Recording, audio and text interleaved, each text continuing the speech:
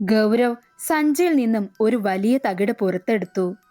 നീണ്ട പ്രാർത്ഥനകളുടെയും മന്ത്രങ്ങളുടെയും ഫലമെന്നോണം വേദാംശിയെ ആ തകിടിൽ ഗൗരവ് ബന്ധിയാക്കി. ശേഷം ആ തകിട് ഒരു ചുവന്ന പട്ടിൽ പൊതിഞ്ഞ് അതിനു മുകളിൽ ചന്ദനവും കുങ്കുമവും തേച്ച് ഒരു ചുവന്ന ചരട് കൊണ്ട് വരിഞ്ഞു മുറുക്കി കെട്ടിവെച്ചു. ശേഷം ഗൗരവ് അത് രഘുരാമന്റെ കരങ്ങളിൽ ഏൽപ്പിച്ചു. ഇനി ഈ തകിട് നീ സൂക്ഷിക്കണം. ഈ തകിടിൽ നിന്ന് അവൾ തിരിച്ചു വന്നാൽ അവൾ ഉഗ്രമൂർത്തിയായി മാറും. ആർക്കും തടുക്കാൻ പറ്റാത്ത ശക്തിയായിരിക്കും പിന്നീട് അവൾക്കുണ്ടാവുന്നത്. അതുകൊണ്ട് നിന്റെ ജീവൻ നീ തന്നെ സൂക്ഷിക്കണം. അത്രയും പറഞ്ഞുകൊണ്ട് ഗൗരവ് തിരിഞ്ഞു നടന്നു. 2 ചുവട് വെച്ചതും ഗൗരവ് രഘുരാമനെ ഒന്ന് നോക്കി. രഘുരാമ, അവൾ വരും. അധികം വൈകാതെ തന്നെ അവൾ നിനക്ക് മുന്നിൽ പ്രത്യക്ഷപ്പെട്ടിരിക്കും. അതിനുള്ള വഴി ദൈവങ്ങൾ തന്നെ അവൾക്കൊരുക്കിയിരിക്കും. കാരണം വേദാൻഷി അവളാണ് ശരി. മാപ്പർഹിക്കാത്ത തെറ്റുകൾ നീ ഇതിനോടകം തന്നെ ചെയ്തിട്ടുണ്ട്, ഇപ്പോഴും ചെയ്തുകൊണ്ടിരിക്കുന്നു. അതിനുള്ള പ്രതിഫലം സുനിശ്ചിതമായി നിനക്ക് കിട്ടിയിരിക്കും.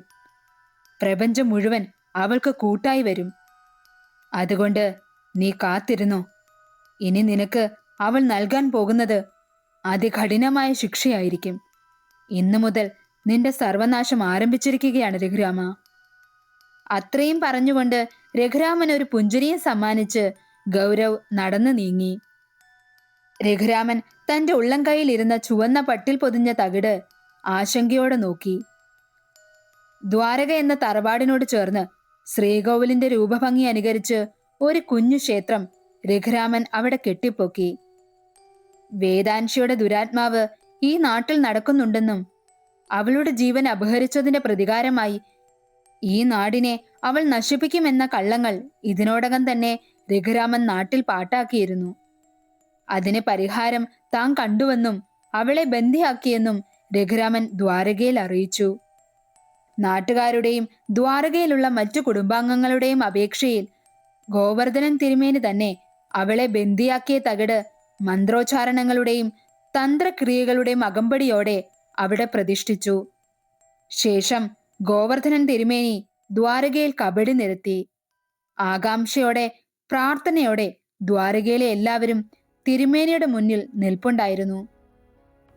കബഡിയിൽ തെളിഞ്ഞ പ്രശ്നങ്ങളും പ്രശ്നപരിഹാരങ്ങളും മനസ്സിൽ കണ്ടുകൊണ്ട് ഗോവർദ്ധനൻ അവരെ നോക്കി.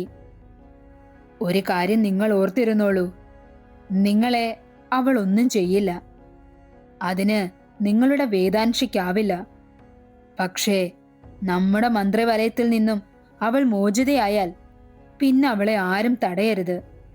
അതിന് ആർക്കും കഴിയില്ല. കാരണം തന്റെ ആഗ്രഹസഫലീകരണം നടക്കാതെ ബന്ധിക്കപ്പെട്ടവളാണവൾ. വീണ്ടും അവൾ അതിന് ശ്രമിക്കുമ്പോൾ മുന്നിൽ നിൽക്കുന്നത് ആരാണെന്നൊന്നും അവൾ നോക്കില്ല, ഇല്ലാണ്ടാക്കിയിരിക്കും. അറിയില്ലേ, സ്വാഭാവികമായുള്ള മരണമല്ല അവളുടേത്. ക്രൂരമായി കൊല ചെയ്യപ്പെട്ടവൾ. അതിലുപരി അവളുടെ പ്രാണനെ അവളുടെ കൺമുന്നിൽ വെച്ച് ഇല്ലാണ്ടാക്കിയതിന്റെ അമർഷം. അതാര് ചെയ്തതായാലും അവർക്ക് മരണം ഉറപ്പാ. രഘുരാമന്റെ മുഖത്ത് നോക്കി തിരുമേനി അത് പറഞ്ഞപ്പോ രഘുരാമൻ തിരുമേനിയെ രൂക്ഷമായി നോക്കി. അത് വകവയ്ക്കാതെ തിരുമേനി പറഞ്ഞു തുടങ്ങി. ദിവസവും നാഗദേവതകൾക്ക് തിരികൊളുത്തുന്നവളായിരുന്നു വേദാൻഷി. ദേവീ ചൈതന്യം നിറഞ്ഞു നിന്നിരുന്നവൾ. അവളുടെ ഈ ബന്ധനത്തിൽ അവർ അസംതൃപ്തരാണ്. ദേവകോപവും നാഗകോപവും ഈ ദ്വാരകയിൽ വന്ന് ഭവിച്ചിരിക്കുന്നു. അത് കേട്ടതും ദ്വാരകയിലുള്ളവർ ഭയത്താൽ പരസ്പരം നോക്കി. പേടിക്കണ്ട, ഞാൻ കുറച്ച് പരിഹാര മാർഗങ്ങൾ പറഞ്ഞു തരാം. അതുകൊണ്ട് എല്ലാം തീർന്നു എന്ന് കരുതരുത്. ദൈവകോപം ശമിപ്പിക്കാനേ നമുക്ക് കഴിയൂ. പൂർണ്ണമായി മാറണമെങ്കിൽ അവളുടെ പ്രതികാരം പൂർത്തിയാകണം.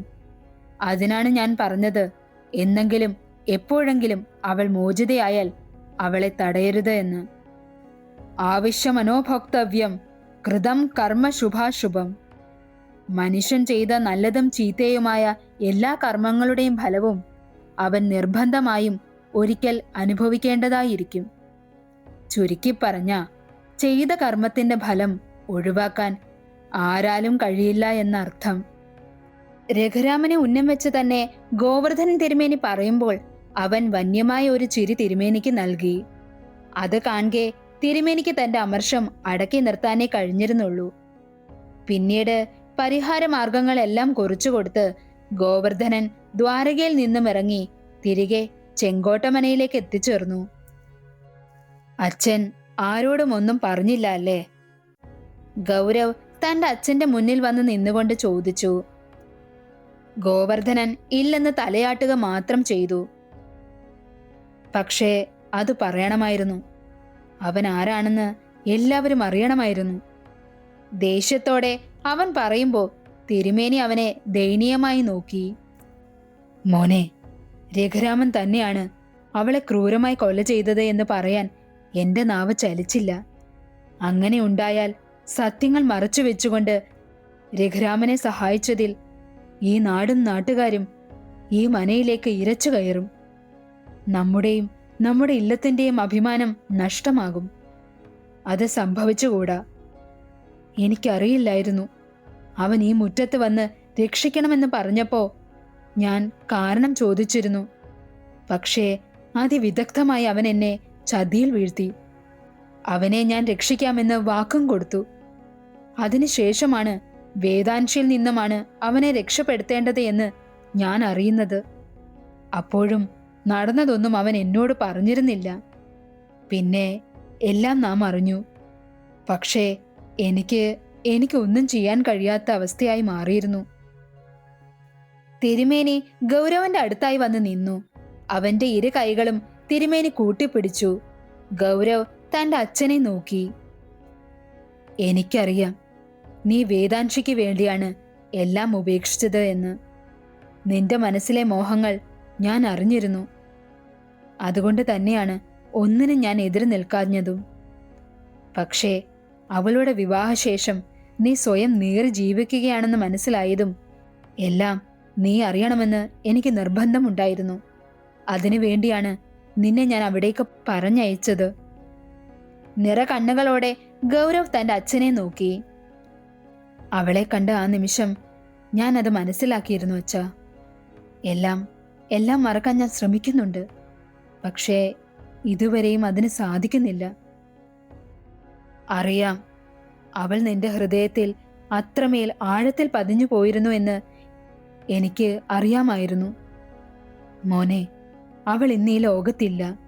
അത് ഉൾക്കൊള്ളാൻ നിന്റെ മനസ്സിനെ നീ അനുവദിക്കണം. നിന്റെ ജീവിതം ഇങ്ങനെ ജീവിച്ചു തീർക്കാനുള്ളതല്ല. ഇപ്പോഴും സത്യങ്ങൾ വിളിച്ചു പറയാൻ കഴിയാത്തത് ഈ ചെങ്കോട്ടുമനയുടെ അഭിമാനം വ്രണപ്പെടാതിരിക്കാൻ വേണ്ടിയാണ്. ആ മന നിന്നിൽ അവസാനിക്കരുത്. അച്ഛൻ പറയുന്നതിന്റെ പൊരുൾ മോന് മനസ്സിലായി എന്ന് ഞാൻ വിശ്വസിക്കുന്നു. നിന്റെ അനുജത്തിയുടെ വിവാഹം കഴിഞ്ഞ് അവൾ പോയി. നിങ്ങളുടെ അമ്മ അതിനു മുൻപേ എന്നെയും നിങ്ങളെയും വിട്ടുപോയി. ഞാനും കൂടി പോയാ നീ മാത്രമായി ഒറ്റപ്പെട്ടു പോകരുത്. അത് ഈ അച്ഛനും നിന്റെ അമ്മയ്ക്കും സഹിക്കില്ല. സമയമെടുക്കുമെന്നറിയാം. എങ്കിലും എത്രയും വേഗം നീ സത്യങ്ങൾ ഉൾക്കൊണ്ട് ഉചിതമായി പ്രവർത്തിക്കണം. അത്രയും പറഞ്ഞുകൊണ്ട് ഗോവർദ്ധനൻ ഗൗരവനെ വാരിപ്പുണർന്നു. ശേഷം തിരുമേനി അകത്തേക്ക് കയറിപ്പോയിരുന്നു. ഗൗരവ് തന്റെ അച്ഛൻ പോകുന്നത് നോക്കി ഒരു നെടുവീർപ്പോടെ നിന്നു. ഇന്ന് വിശ്വയുടെയും നന്ദയുടെയും വിവാഹമാണ്. ദ്വാരകയിൽ ചെറിയ അലങ്കാരങ്ങൾ മാത്രമേ ഉണ്ടായിരുന്നുള്ളൂ. അതും ആദിയും വേദയും മറ്റു കുട്ടികളും നിർബന്ധം പിടിച്ചതിന്റെ പേരിൽ മാത്രം. വിശ്വയ്ക്ക് എല്ലാം ലളിതമായി ചെയ്യുന്നതിലാണ് താല്പര്യം. വലിയ ആർഭാടപ്രിയനല്ലായിരുന്നു വിശ്വ. പിന്നെ അവരുടെ നിർബന്ധത്തിൽ വഴങ്ങിയും അവരോടുള്ള സ്നേഹത്തിന്റെ പേരിലും അവരുടെ ആഗ്രഹം പോലെ നടക്കട്ടെ എന്ന് വെച്ചു. വിവാഹം ക്ഷേത്രത്തിൽ വെച്ചായതുകൊണ്ട് തന്നെ രുദ്രനും അർജുനും ദേവനും നേരത്തെ തന്നെ ക്ഷേത്രത്തിലേക്ക് പുറപ്പെട്ടു. കുട്ടിപ്പട്ടാളങ്ങളൊക്കെ ഒരുങ്ങി സുന്ദരന്മാരും സുന്ദരികളുമായി ആ മുറ്റത്ത് ഓടിക്കളിക്കുന്നുണ്ടായിരുന്നു. ദിവാകരനും നകുലനും മുരളിയും ചേർന്ന് ക്ഷണിച്ചു വരുത്തിയ അതിഥികളെ സ്വീകരിക്കുന്ന തിരക്കിലും അഞ്ജലിയും ഹരിതയും മിത്രയും മീനാക്ഷിയും ഒക്കെ അവർക്ക് വേണ്ട ചായയും മറ്റും കൊടുക്കുന്ന തിരക്കിലുമായിരുന്നു. ഒരു മെറൂൺ നിറത്തിലുള്ള കുർത്തയും ചന്ദന നിറത്തിലുള്ള പൈജാമയും ധരിച്ചുകൊണ്ട് സ്റ്റൈലിൽ നടന്നുകൊണ്ട് ആദ്യ വിശ്വയുടെ മുറിയിലെത്തി. കൊള്ളാം, കല്യാണച്ചക്കൻ ഇതുവരെ റെഡിയായില്ലേ? ദാ ഞാൻ എപ്പോഴേ റെഡിയായി. എങ്ങനുണ്ട്, കൊള്ളാമോ? തന്റെ കുർത്തയൊക്കെ ഒന്ന് ശരിയാക്കി കോളറിലൊക്കെ ഒന്ന് പിടിച്ച് ആദ്യ ചോദിച്ചപ്പോ വിശ്വ കൊള്ളാമെന്ന് പറഞ്ഞുകൊണ്ട് തലയാട്ടി. ചന്ദന നിറത്തിലുള്ള ഷർട്ടും സ്വർണ്ണ കസവുമുള്ള മുണ്ടുമായിരുന്നു വിശ്വ ധരിച്ചിരുന്നത്. എടാ ആദി, ഇനി കല്യാണച്ചക്കൻ മാറിപ്പോകുമോ? ചെറിയ ചിരിയോടെ തന്റെ കയ്യിലേക്ക് വാച്ച് കെട്ടിക്കൊണ്ട് വിശ്വ ചോദിച്ചു. ഓ, അതിനെന്തായാലും ചാൻസ് ഇല്ല. ഞാൻ കെട്ടാൻ നന്ദേച്ചി സമ്മതിക്കില്ല. വല്യേട്ടൻ എന്നെ ചവിട്ടി പുറത്താക്കുകയും ചെയ്യും. അത്രയും സ്നേഹിച്ചതല്ലേ വല്യേട്ടൻ നന്ദേച്ചിയെ. ആദിയുടെ മറുപടിയിൽ നിന്നും തന്റെയും നന്ദയുടെയും കാര്യം അവൻ അറിഞ്ഞിട്ടുണ്ടെന്ന് വിശ്വയ്ക്ക് മനസ്സിലായി. നീ നന്ദയെ കണ്ടിരുന്നു അല്ലേ? ഗൗരവത്തോടെ വിശ്വ ചോദിച്ചപ്പോ കള്ളച്ചിരിയോടെ ആദി തലയാട്ടി. വിശ്വ അവനെ കൂർപ്പിച്ചൊരു നോട്ടം നോക്കിക്കൊണ്ട് മുടി നന്നായി ഒതുക്കി വെച്ചു. മതി വിശ്വേട്ടാ, സമയാകാറായി. വിശ്വേട്ടനെ കൂട്ടിക്കൊണ്ടുവരാൻ എന്നെ പറഞ്ഞു വിട്ടതാ മുത്തശ്ശി. പെട്ടെന്ന് വാ, നമുക്ക് ഫോട്ടോ ഒക്കെ എടുക്കണ്ടേ? ഹാ നിക്കടാ, ഞാൻ ദാ വരുന്നു. വിശ്വ പറഞ്ഞുകൊണ്ടിരുന്നപ്പോഴാണ് അതുവഴി വേദ നടന്നു പോയത് ആദ്യ ശ്രദ്ധിക്കുന്നത്. ആദ്യ ആ നിമിഷം തന്നെ അവളുടെ പിന്നാലെ പോയി. എങ്കി വാടാ, ഞാൻ റെഡിയായി, പോകാം. ആദ്യ പോയതറിയാതെ വിശ്വ പറഞ്ഞതും തിരിച്ചു മറുപടി ഒന്നും കേൾക്കാത്തത് കൊണ്ടും കണ്ണാടിയിൽ നിന്നും മുഖം മാറ്റി വിശ്വ ആദിയെ നോക്കി. പക്ഷേ അവിടെ ആദിയെ അവൻ കണ്ടില്ല. ഇവൻ ഇതെവിടെ പോയി? വിശ്വ മുറിയിൽ നിന്നും ഇറങ്ങി പുറത്തേക്ക് നടന്നു. ആദി ഓടിച്ചെന്ന് വേദയുടെ ഇടുപ്പിലൂടെ കൈകൾ ഇട്ടുകൊണ്ട് പൊക്കിയെടുത്ത് അവന്റെ നേരെയായി നിർത്തി. വേദ പിടഞ്ഞുകൊണ്ട് അവന്റെ മുന്നിൽ വന്നു നിന്നു. ആഹാ, ഇതാരാ? വിശ്വേട്ടന്റെ കല്യാണമല്ലേ ഇന്ന്? അതോ നിന്റെയാണോ? അവന്റെ വേഷം കണ്ടുകൊണ്ട് വേദ ചോദിച്ചതും ആദി അവളെ അടിമുടി ഒന്ന് നോക്കി. ശേഷം കള്ളച്ചിരിയോടെ അവളിലേക്ക് ചേർന്ന് നിന്നു. അതിപ്പോ നീ സമ്മതിച്ച ഇന്ന് തന്നെ ഞാൻ നിന്നെ കെട്ടാം. Are you ready for it? അയ്യടാ, ചെക്കന്റെ മനസ്സിലിരിപ്പ് കണ്ടില്ലേ? വേദ അവന് വയറിഞ്ഞിട്ട് ഒരു ഇടി വെച്ചു കൊടുത്തു. അപ്പോഴേക്കും ആദി ചിരിച്ചുകൊണ്ട് പുറകോട്ട് ചാടി. Anyway, you look very Gorges today. ഈ ലഹങ്ക നിനക്ക് നന്നായി ചേരുന്നുണ്ട്. അത്രയും പറഞ്ഞുകൊണ്ട് ആദി അവളോട് ചേർന്ന് നിന്നു. ഓഫ് വൈറ്റ് നിറത്തിലുള്ള ബ്ലൗസിൽ മെറൂൺ നിറത്തിലുള്ള ഫ്ലോറൽ എംബ്രോയിഡറിയും ചെറിയ സ്വീക്വൻസ് വർക്കും, ബ്ലൗസിന്റെ താഴെ ഭാഗത്ത് ട്രയാങ്കിൾ ഷേപ്പിലുള്ള ഡിസൈനും, അതിന്റെ അടിയിൽ ചെറിയ മുത്തുകൾ തൂങ്ങിയിരിക്കുന്ന രീതിയിൽ വി നെക്കിലുള്ള അതിമനോഹരമായ ലെഹങ്ക. ലോങ് ഫ്ലെയറുള്ള സ്കേർട്ടിൽ സ്റ്റോൺ വർക്കും കാണാം. സ്കേർട്ടിന്റെ താഴെ ഭാഗത്ത് ബ്ലൗസിലുള്ളതുപോലെയുള്ള ഫ്ലോറൽ എംബ്രോയിഡറിയും ചെറിയ സ്വീക്വൻസ് വർക്കുമുണ്ട്. ലൈറ്റ് മെറൂൺ നിറത്തിലുള്ള നെറ്റിന്റെ ദുപ്പട്ടയിൽ ബ്ലൗസിലും സ്കേർട്ടിലും ഉള്ളതുപോലെയുള്ള വർക്കുകളും ഉണ്ടായിരുന്നു. ആ ലെഹങ്കയ്ക്ക് ചേരുന്ന രീതിയിലുള്ള മെറൂൺ നിറത്തിലുള്ള മുത്തുകളോട് കൂടിയ വലിയ നെക്ലേസും അതേ ഡിസൈനിലുള്ള ജിമിക്കിയും വളകളും അണിഞ്ഞ് അതീവ സുന്ദരിയായി നിൽക്കുകയായിരുന്നു വേദ. ആദിയുടെ കണ്ണുകൾ അഴകാർന്ന അതിമനോഹരമായി തിളങ്ങി നിന്ന അവളുടെ കണ്ണുകളിൽ ഉടക്കി നിന്നു. വേദയ്ക്ക് പെട്ടെന്ന് അവന്റെ നോട്ടം താങ്ങാൻ കഴിയാതെ വന്നതും അവൾ മെല്ലെ തല ചരിച്ചു. പക്ഷേ ആദി അവളുടെ കവിളുകൾ അവന്റെ ഉള്ളംകൈയിൽ കോരിയെടുത്തു. പതിയെ ആദി അവളുടെ ചുവന്ന ചുണ്ടുകളെ നുണഞ്ഞെടുത്തു. അവളുടെ കൈകൾ അവനിൽ മുറുകി. കൂമ്പിയടഞ്ഞ കണ്ണുകൾ തുറക്കുമ്പോൾ ഇനിയും അവളിൽ നിന്നും അടർന്നു മാറാൻ കഴിയാതെ ആദി വീണ്ടും അവളിലേക്ക് ചേർന്നു. പക്ഷേ വേദ അവനെ തട്ടിമാറ്റി ചിരിയോടെ അവിടെ നിന്നും ഓടാൻ തുടങ്ങി. അവൾക്ക് പിന്നാലെ ആദിയും. പക്ഷേ രണ്ടുപേരും പെട്ടെന്ന് ശില പോലെ നിൽക്കേണ്ടി വന്നു. ഞെട്ടലോടെയും പരിഭ്രാന്തിയോടെയും അവർ പരസ്പരം നോക്കി.